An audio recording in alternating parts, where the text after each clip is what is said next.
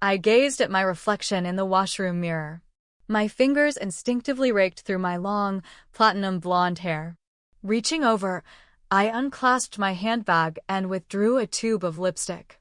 With a gentle twist, I pulled the cap off, then slowly spiraled the phallic tip out from the case. It was a bright, vibrant pink. As I lifted it to my lips, I paused, my gaze locking with my own eyes in the glass. How did I get here? I whispered to myself, standing in a public washroom, about to apply lipstick to my full, pouty lips, framed by cascades of platinum blonde hair. This wasn't real. Not my reality, at least. I was clad in a short, tight black dress, black stockings, and impossibly high stiletto heels. I looked exactly like any other young female secretary, yet I wasn't a woman. Well, I wasn't born one. I had been made one by my boss, my mistress, and soon-to-be wife. My old life now seemed like a distant dream, an ephemeral fantasy that had happened to someone else. The journey began 2 years prior, when I was 21 and had just graduated from university. I'd attended a middle-ranking institution, earning a respectable, if not groundbreaking, honors degree. Leaving university, I foolishly believed finding a job would be simple. Yet, despite my qualifications, 3 months later, I was still unemployed, and a creeping sense of despair began to set in. Then, one day, while scanning the job listings in a newspaper, I stumbled upon an advertisement. The position seemed perfectly aligned with my skills, but the company, the Libris Group, was entirely unfamiliar. I scoured the internet, but my search yielded no results. Intrigued, I applied anyway. 2 weeks later, an acceptance letter arrived, inviting me for an interview. Another 2 weeks passed, and I steered my car into the visitors' car park of the sprawling Libris Group corporate headquarters. I double-checked my paperwork, gathered my composure, and stepped out. I walked through the automatic doors and approached the reception desk. Seated behind it was a remarkably attractive young woman. I noticed her tight white, high-necked, short-sleeved sweater, which amply covered an impressive bust, and a short black skirt. Her right knee peeked out teasingly from beneath the desk. Finally, she placed the receiver down, her gaze sweeping to mine. I apologize for the delay. How may I assist you? She asked, her voice smooth. I'm here for an interview, I replied, handing over the letter confirming my appointment. She took the letter, her eyes scanning it quickly. Of course. If you would please take a seat over there with those other gentlemen, she said, gesturing towards a group of about 6 other men. Someone will be with you shortly. Thank you, I said, turning to join them. It struck me as mildly peculiar that only men were present, yet I dismissed it as nothing truly unusual. Oh, how perfectly clear it would all become later. I sat down, exchanging silent nods with the others. Over the next 5 to 10 minutes, 5 more men joined our waiting group. I was sitting there when I heard the rhythmic click-clack of heels on polished hardwood. My attention snapped to the sound, and I saw another vision of feminine allure enter. She was of medium height, with honey blonde hair and legs that seemed to stretch for miles, encased in sheer, form-fitting hosiery. On her feet were black shoes with 3-inch heels. The tights disappeared beneath the hem of a short black skirt, topped off with a vibrant red silk blouse that perfectly matched the color of her lips and nails. She walked directly to the receptionist. They conversed briefly, then she turned and approached us. I'm here to take you through. We seem to be a couple of members short, but they'll have to come later. If you'd like to follow me, we'll proceed. We all rose and followed her. As we walked, I couldn't tear my eyes from her legs. They were so shapely, so long. And with each step, I could see the subtle sway of her hips. It was mesmerizing. She led us into a room arranged with rows of desks. I counted them, 15 desks in total. There were 12 of us, so indeed, 3 were vacant. Please take a seat at one of the desks. I'll be back in a minute, she announced, then exited the room. I chose a desk and sat down. The other men dispersed, finding their own seats. We simply waited. 2 or 3 minutes later, 3 more men entered, followed by the same woman. "Please take a seat, and thank you for your patience," she said. Then once again, she stepped out. Again, we sat and waited. I could hear some of the men growing restless and disgruntled. I felt the same way, I just showed it better. Then the woman returned. However, this time she was accompanied by another woman. The contrast between the two couldn't have been more stark. This new woman, Ms. Sterling, was dressed in a severe black trouser suit. She was plain and somewhat frumpy, but radiated an undeniable aura of authority. The pretty woman, whom I now recognized as Ms. Vivian, seemed different, almost submissive, in the presence of Ms. Sterling. Ms. Sterling stood before us. "Thank you for coming today. Your interview is in 2 parts. First, there is an aptitude test, followed by a personal interview this afternoon. My assistant, Ms. Vivian, will now hand out the test papers and pencils. Please, when answering the questions, do not hold back. The more candid and uninhibited your responses, the greater your prospects," she said, then nodded to Ms. Vivian, who moved forward, distributing the papers and pencils as she went. "You have 45 minutes to complete the test, then hand your answers to Ms. Vivian. Thank you again, and good luck." With that, she left the room. Ms. Vivian went and sat at a table at the front. I could clearly see her there. She crossed her legs, right over left, and her skirt rode up, revealing the inner thigh of her right leg. I simply couldn't concentrate on the test. I stared down at the paper, but my mind, however, stubbornly refused to focus, consumed by fleeting thoughts of intimate moments with Ms. Vivian. When I eventually managed to wrestle my mind back to the task, I had only 20 minutes left. So I didn't truly ponder the answers. I simply wrote down whatever I felt. "Time's up," Ms. Vivian announced. "Please write your name clearly on the front of your paper, then pass it down to the front of your row." She rose, walked over, and collected the papers. "If you'd like to follow me, I'll take you to the dining room where you can have lunch on us," she said. We all rose and followed her out of the room. As we did, we were met by yet another vision of beauty. "Hi, Vivian. Ms. Sterling told me to collect the papers while you see to our guests," a voice said. As she spoke, I gazed at her. She was the same height as Ms. Vivian. She was dressed in a yellow silk blouse, a short gray skirt, and another pair of killer legs encased in light-colored tights, finished with gray court shoes with the same 3-inch heels. This new girl, Miss Chloe, had long brunette hair that cascaded down beyond her shoulders. "Thank you, Chloe," Miss Vivian replied, handing her the test papers. Miss Chloe then turned and walked away. "Imagine getting the 2 of them alone and no clothes," one of the men whispered into my ear. I just smiled, but I knew what he meant, and I couldn't help but agree. We followed Miss Vivian down a corridor and up a flight of stairs. Then we walked through a set of security doors, and she stopped outside another set of doors. She then turned to us. "Gentlemen, this is the private dining area for our top executives. You are, I think, in for a treat," she said, then opened the door and we entered. Stepping through those doors, I took one look around and realized I had stepped into another world. The dining hall was large, but what I saw amazed me.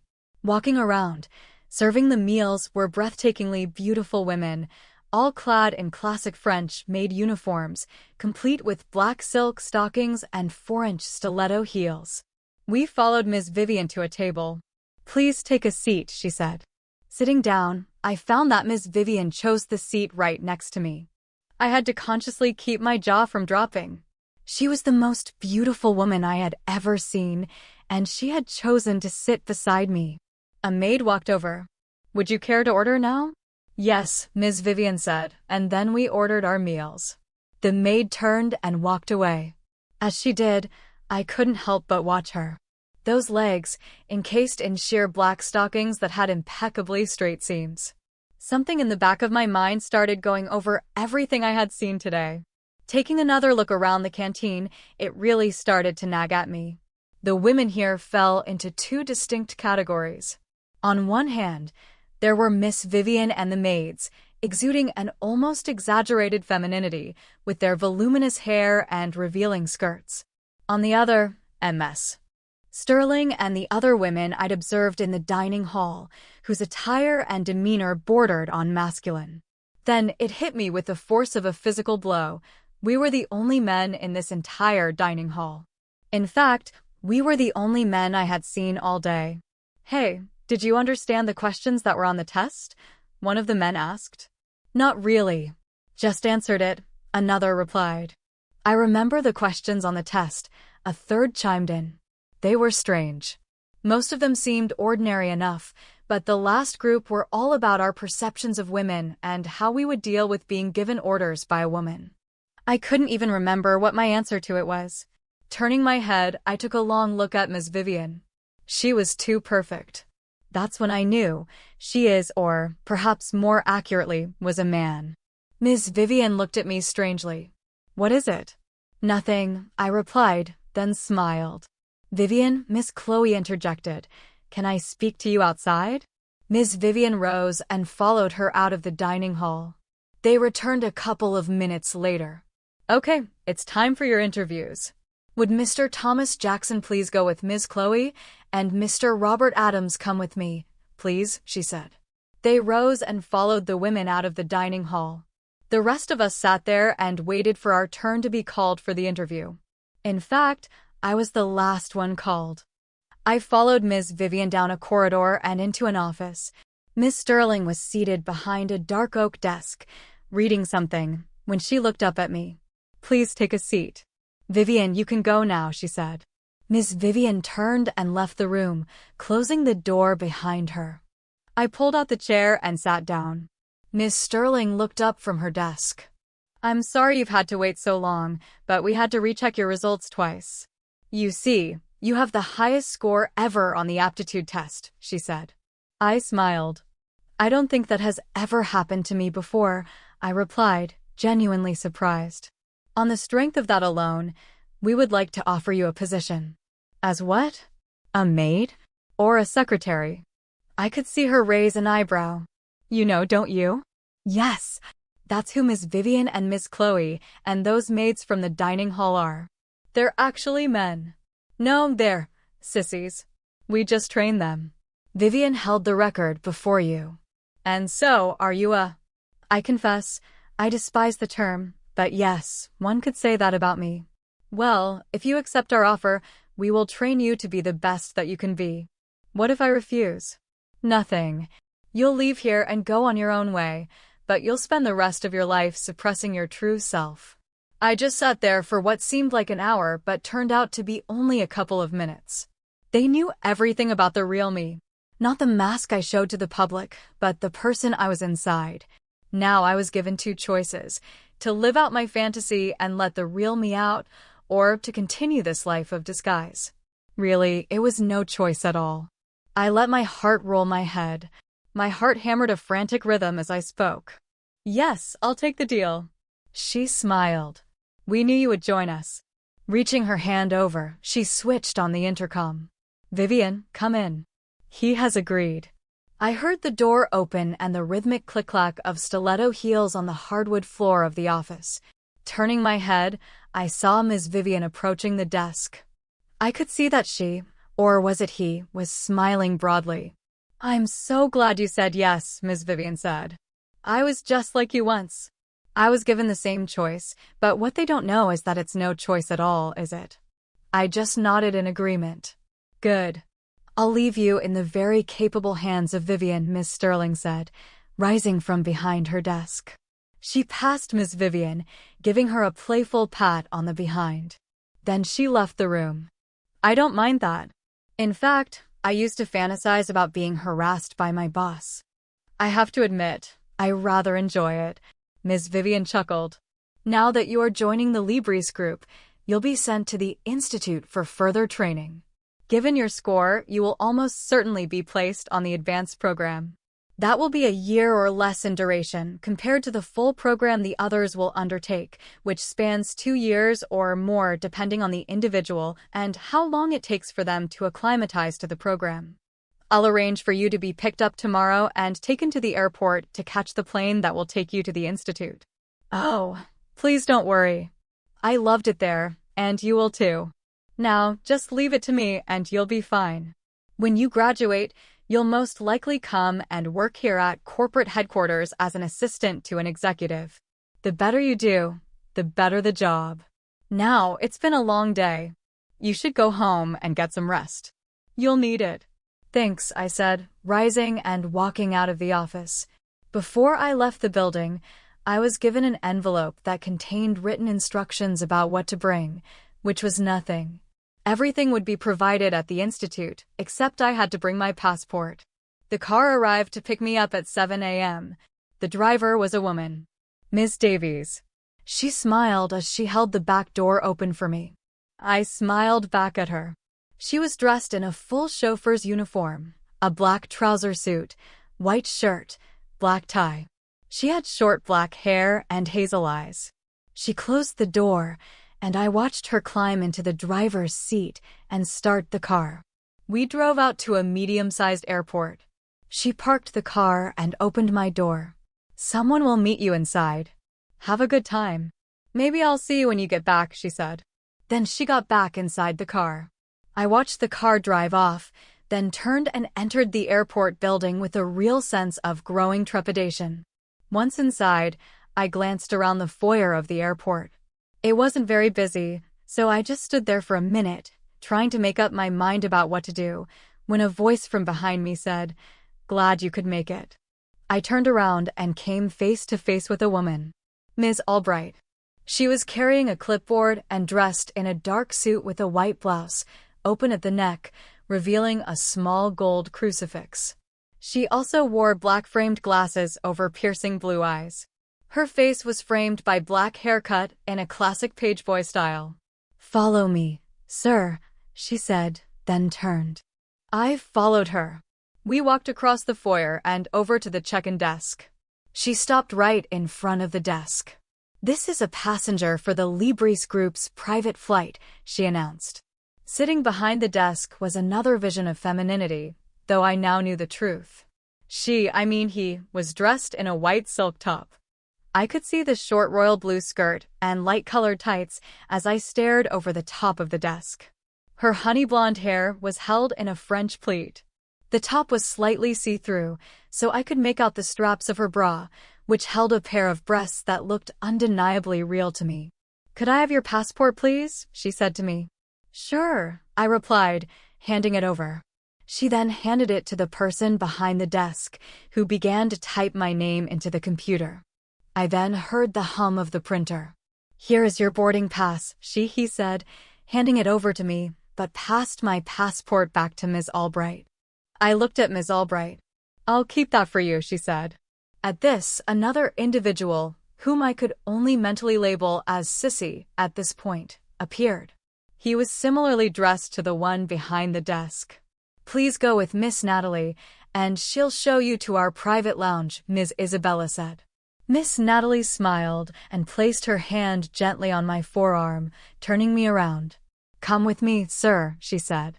I simply followed her. As we walked, I could hear the rhythmic click-clack of her foreign stiletto heels on the hard tile floor of the terminal building. She led me up a flight of stairs, and the noise stopped abruptly when we transitioned from hard tile to thick carpet. "So, is this what you do?" I asked. "Yes, I'm employed as ground staff for Libris Airlines, which is a proper airline that carries paying passengers. We also deal with the company's private executive planes and, of course, these special flights," Miss Natalie replied. "So, did you attend the institute?" I pressed. "Of course, all of us sissies do. At the institute, they will decide on what area of the company suits you best. Don't try and fight it." I did. I always wanted to be a flight attendant. They said, "No, ground crew is where you should be." I fought it, and they relented and sent me to cabin crew training, which I passed. I thought I had finally fulfilled my fantasy. But the first time I was up on a flight, I spent most of it in the toilet throwing up. I never knew I suffered from air sickness, but somehow they did. I thought it would be the end of my career, but they transferred me to ground crew. You see, they knew that I would be good with people, but down here, not up there. Well, here you are. The plane won't be leaving for some time, so go into the lounge and get something to eat and drink and relax. Someone will come and collect you when it's time for the plane to leave, she said as we stood in front of the doors leading to the departure lounge. Looking around the lounge, it had a few rows of comfortable seats, and a table had been placed against one of the walls. On it were two large, hand-pump vacuum flasks dispensing coffee and tea. Walking over, I picked up a cup. One of the flasks was marked coffee and the other tea. I poured out a cup of coffee, then picked up several sachets of artificial sweetener, no sugar, as I might have predicted, and small pots of low-fat milk. I poured them into the cup and stirred it until the color changed from black to a dark brown. Then I went and sat on one of the seats. Mind if I join you? A voice asked. I looked up. Another man had settled into the adjacent seat. Going to the institute as well? He inquired. Yes, I confirmed. How are you feeling about it? He pressed. Scared, but undeniably exhilarated, I admitted. I can finally live out my fantasy. I suppose that's why you're here too. He nodded. I suppose so. Within 10 minutes of his arrival, the lounge had gone from deserted to almost full. There were now 20 men seated in the lounge. Then Miss Albright, the woman from the airport foyer, entered. She was flanked by two of the sissies, both in full uniform, except I noticed a small pair of gold wings positioned above their right breast. They must be the flight attendants. Gentlemen, welcome, Ms. Harrington announced. I'm Ms. Harrington, and I'll be in charge during your flight to the Institute. Beside me are Miss Mary on my right and Miss Jane on my left. They are members of the cabin crew. If you have a problem, don't hesitate to ask either of them or their colleagues on the plane, Miss Sandy and Miss Laura. They are here to make your journey as comfortable and pleasant as possible. So, when I call your name, please step up to the front. Mr. Alexander, she said, looking around the lounge. Despite the feminine designation she used for the others, I instinctively knew she was calling my name, so I rose and headed to the front. Please give Miss Mary your boarding pass, she instructed. I handed it over to Miss Mary, who looked it over, then smiled and handed it back to me. Follow me, Miss Jane said, then led me to the plane.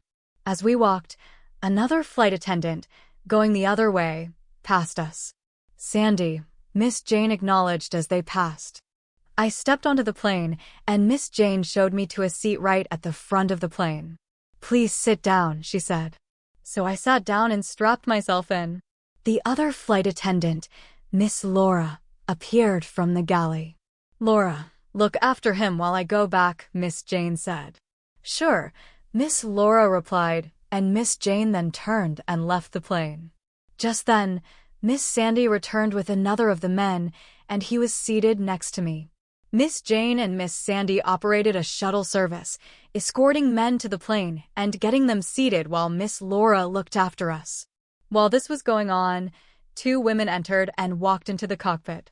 They were the pilot and co-pilot. When the last of the passengers were on board, Miss Mary and Ms. Harrington boarded the plane.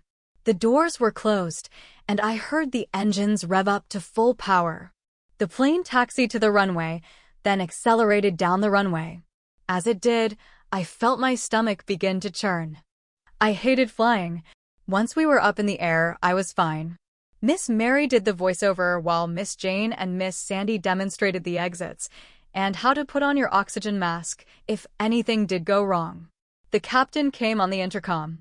Hello, I'm Captain Paula Stiles and my co-pilot, Rachel Scott, and I are glad to welcome you to this very special flight.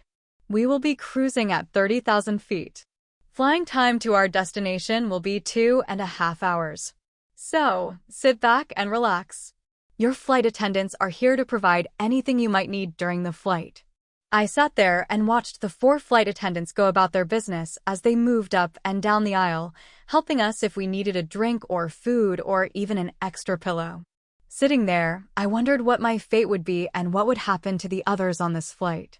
Also, I couldn't help but wonder about this institute and what went on there. I was brought back to reality when a voice said, "Would you like something to drink, miss?" "Not right now," I replied. "Then, excuse me, but why did you call me miss just now?" "Well, you're a sissy, right? Otherwise, you wouldn't be on this flight. That means that you will be joining us at the Libris group. So, to get you used to your new status, we have been instructed to refer to you as Miss during this flight," Miss Jane explained. I just sat there, absorbing her words. So, this would be my future. Being turned into a woman. No, not entirely a woman, but a being somewhere in between the sexes, anatomically still male, yet with the emerging form of female breasts and an increasingly feminine visage. It may be that I knew this all along and came here knowing that this would be what would happen. And deep down, I couldn't wait.